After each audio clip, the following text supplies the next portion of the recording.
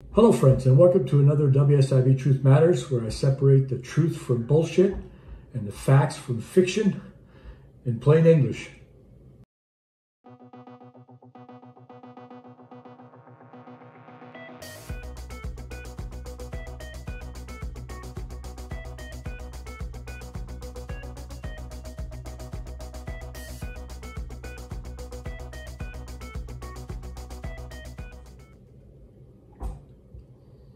Welcome back, folks, and I've got a really good one for you today.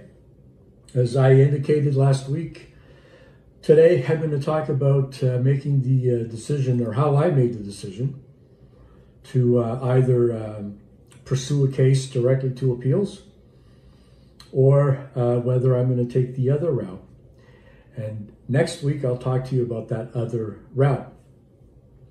But the reason why all of this came about was I have been observing over the past many months that the WSIB has really intensified their war against injured workers. And their favorite tools to use is to deny, which they pretty much deny everything. Or the other one is to, and this one always gets to me, to deem you uncooperative. And of course, when they deem you uncooperative, they can either reduce or eliminate your benefits entirely, which is pretty much, in my experience, their agenda in every situation. You got to be on your toes when you're dealing with these people. And if you know anything about the laws that govern workplace injuries or illnesses in Ontario, you know they're very complex.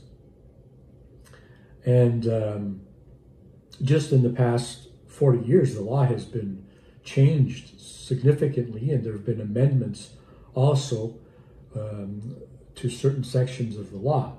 But essentially, there are three major sections of the laws governing injured workers or workplace illnesses over the last 40, 50 years, which is the pre-1985 Act, the pre-1989 Act, the Workers' Compensation Act, and then the Workplace Safety and Insurance Act that was enacted in January of 1998. And all of these are quite complex. And a lot of them have significant changes to the benefit structures, how benefits are paid, how they're calculated, what types of benefits are allowable within these different acts.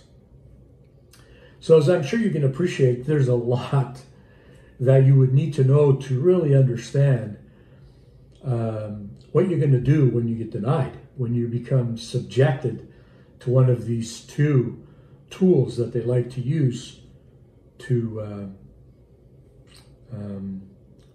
promote their war on injured workers, which is denying everything, and the other one is to deem you uncooperative. And so, these things get me thinking, right? And I sit back sometimes and I see something come through. I get a member sends me an email with a letter they received. And of course, I've reviewed thousands of files over the last 30 years, and sometimes it still amazes me to this day the level of sheer stupidity that these people exercise when making a decision, and the arrogance in thinking that the person who's receiving that decision would know what the law is and whether or not the decision is being made correctly, or whether they should appeal it or ask questions. It's amazing, and I believe that it's by design, and I think most of you who've watched this channel know that.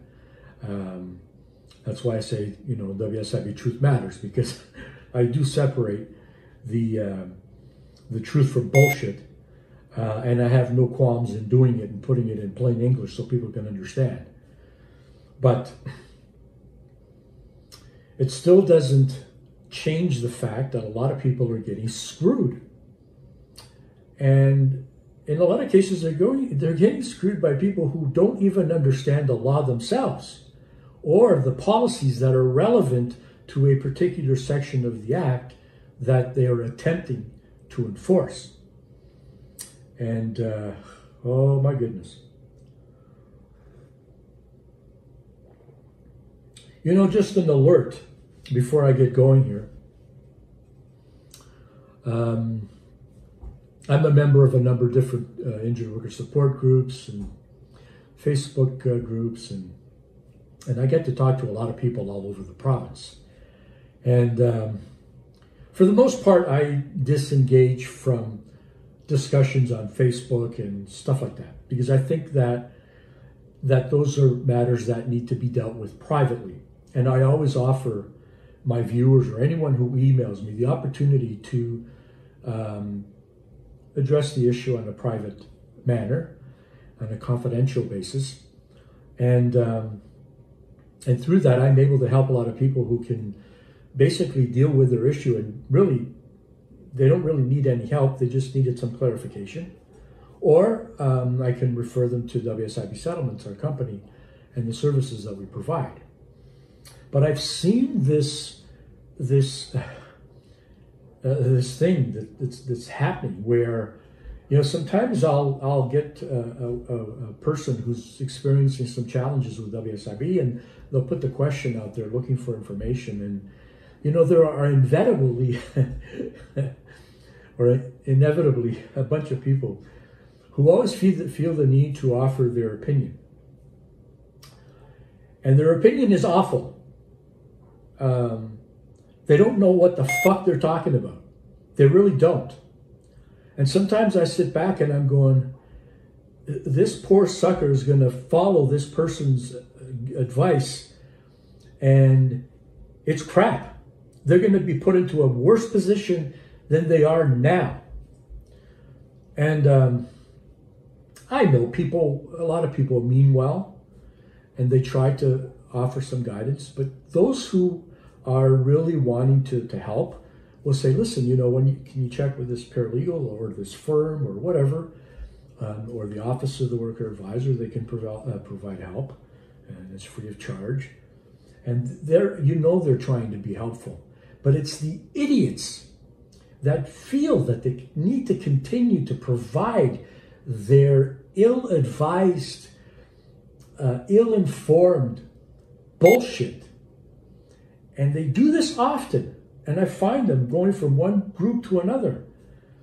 And then they have the audacity to criticize paralegals and lawyers and those who are experienced, who actually know what they're talking about what they're doing. And it's like, really?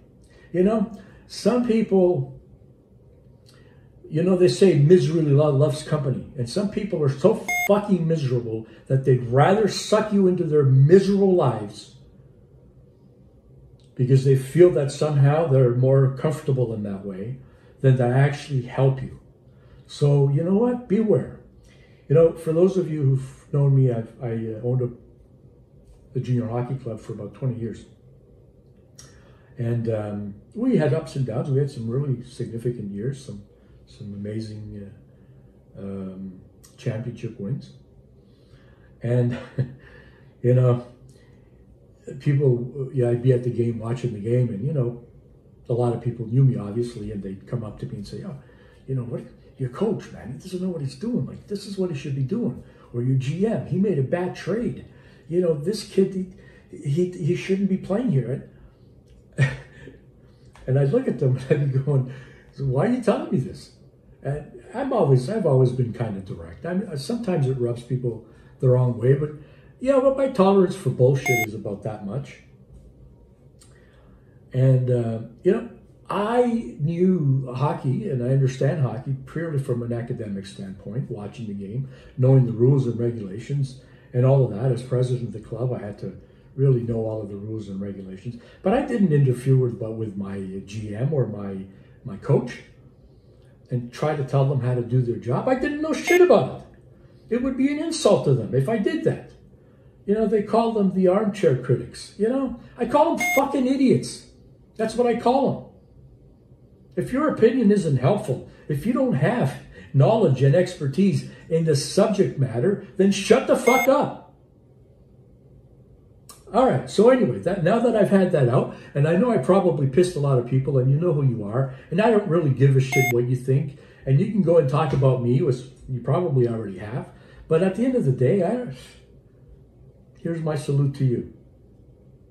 Because you can join the WSIB if you engage in that kind of bullshit. You might as well just join their team.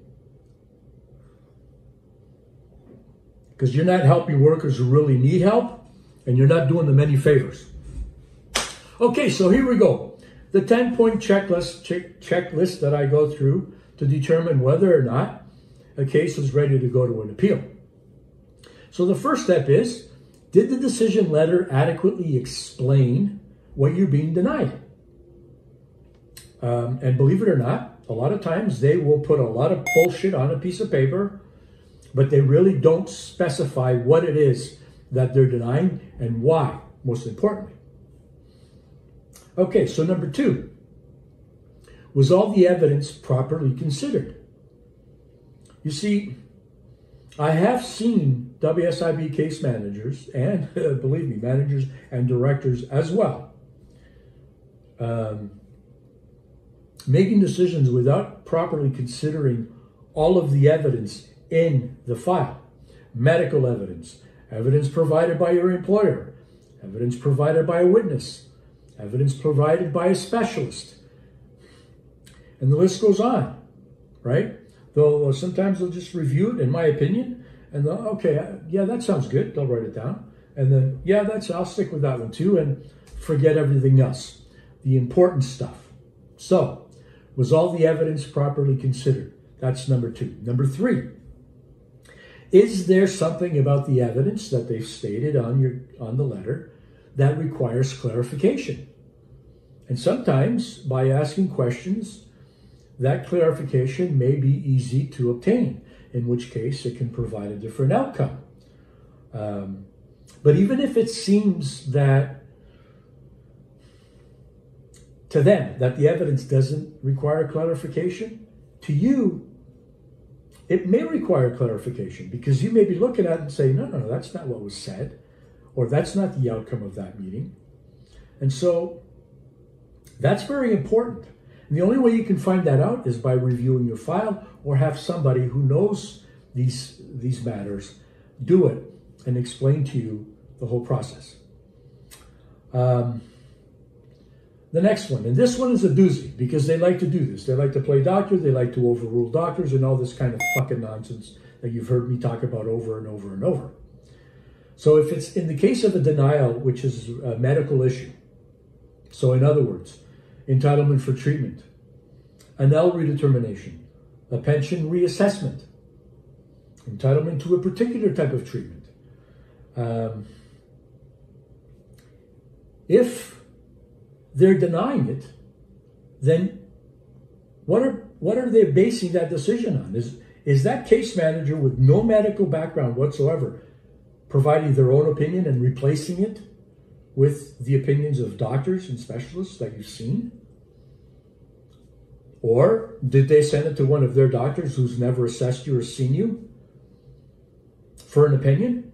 And if that's the case, why is their opinion more important than those of your doctors? So why did they prefer their opinion as opposed to those of your doctors who've actually assessed and treated you?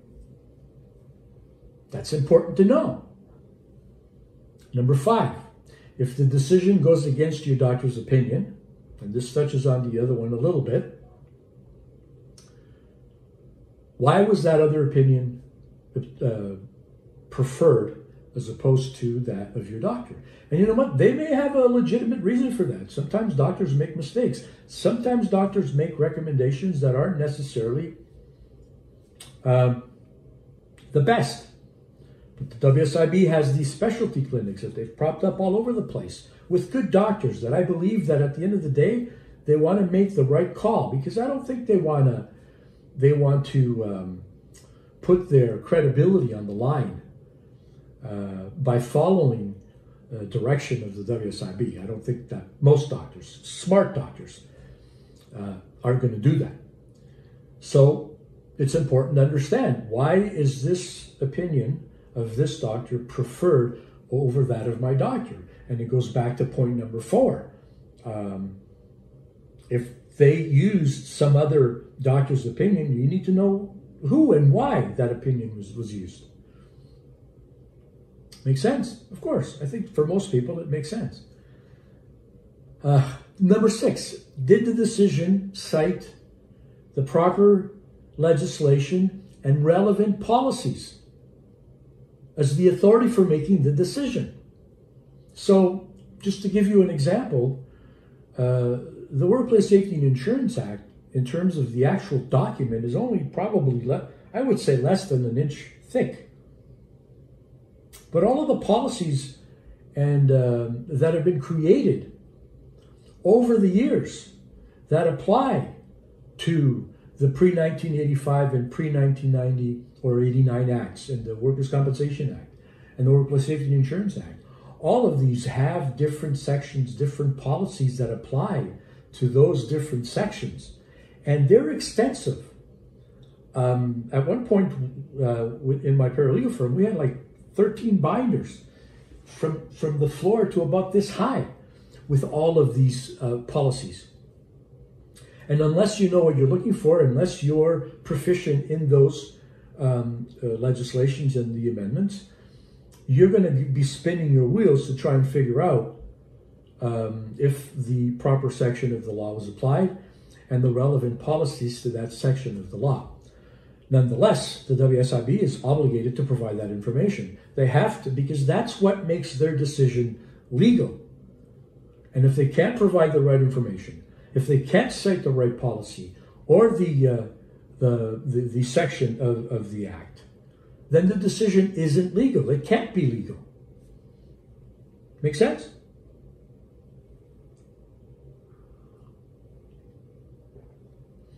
So on that vein, number 7, was the appropriate legislation used?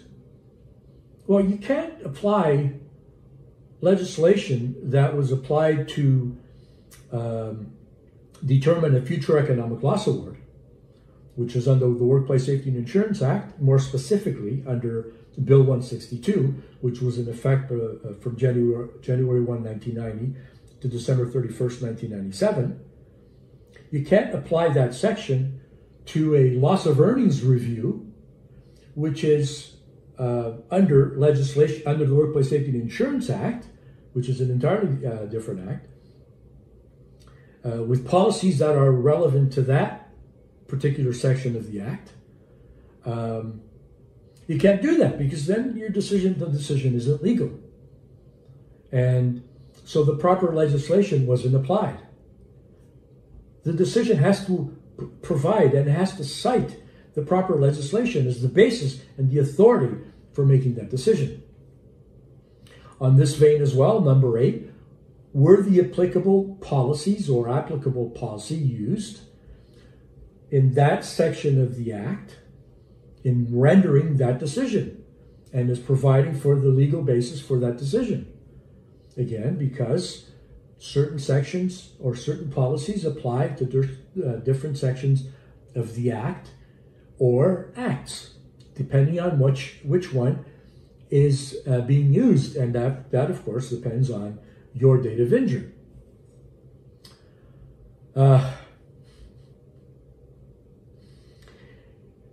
And 8 and 9 really talk about some of the things that I've always insisted that these idiots provide, but they don't want to be cooperative. They don't want to help you succeed. They want to cut you off. They want to force you to go to appeals, get it off their desk, make it somebody else's problem, or you're going to quit in the meantime. And that is,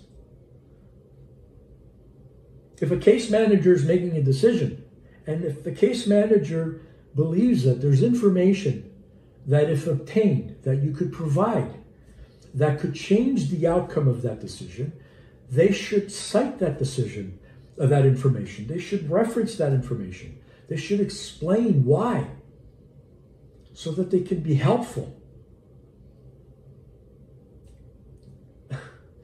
But they don't. They don't. It's a fucking shit show.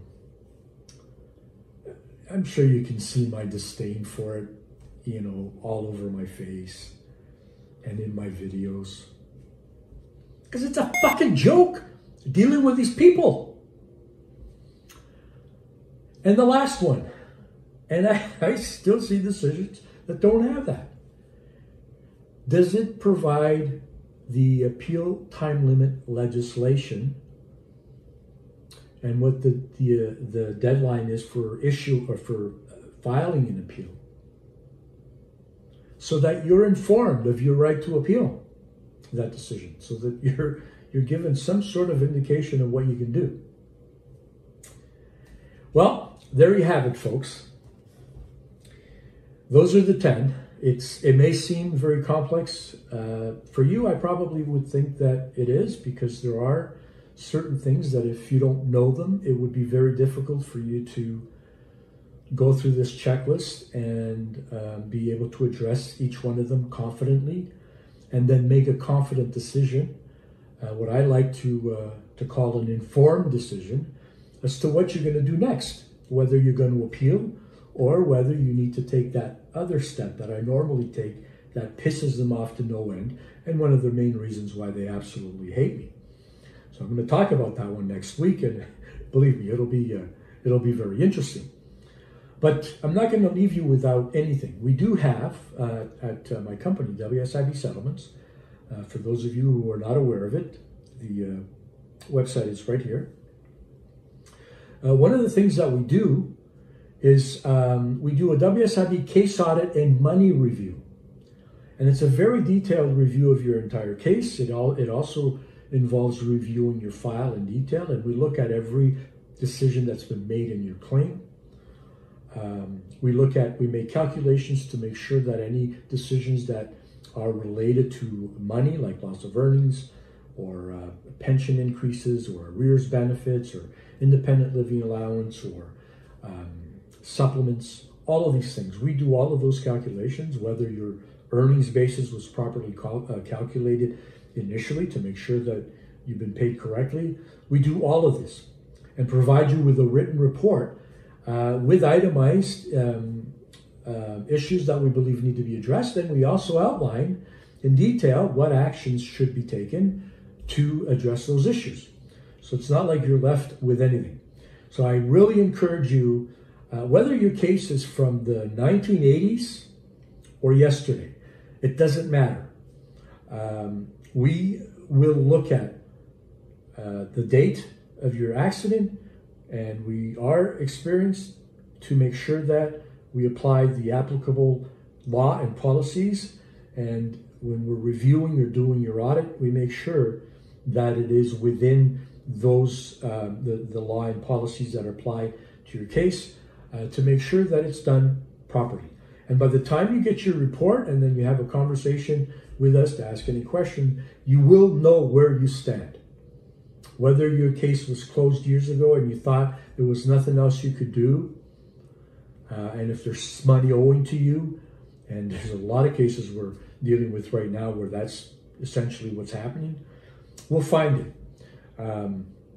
And you will know where you stand. And if you have no case going forward, we'll tell you, so you can have closure and move on with the rest of your life. But we're not going to leave you hanging. All right, friends? So I hope that this was informative. For those of you who are new to the channel, welcome. I invite you to become a subscriber. It's free. It doesn't cost you anything. You can tune in and watch my episodes anytime that you want. More importantly, you can also share my videos with others, and I really appreciate when you do that. It helps me to expand our subscribers, and my goal is to target every worker in this province and let them know what their rights are and if there's anything that can be done to make sure that they're looked after properly. We also have lawyers and paralegals as part of our preferred preferred legal service providers. who were experienced and know the laws. So, as always, my friends, like I said, I appreciate taking the time to help you with these very important matters. If you have any questions about your case, by all means, send me an email at joemachado@wsibsettlements.com, and I'll respond to you. And give me a thumbs up if you like the content. It's always good to get feedback as well. You can give me some comments, and I respond to those as well, as many as I can. So I appreciate you watching, and as always, and until next time, take care.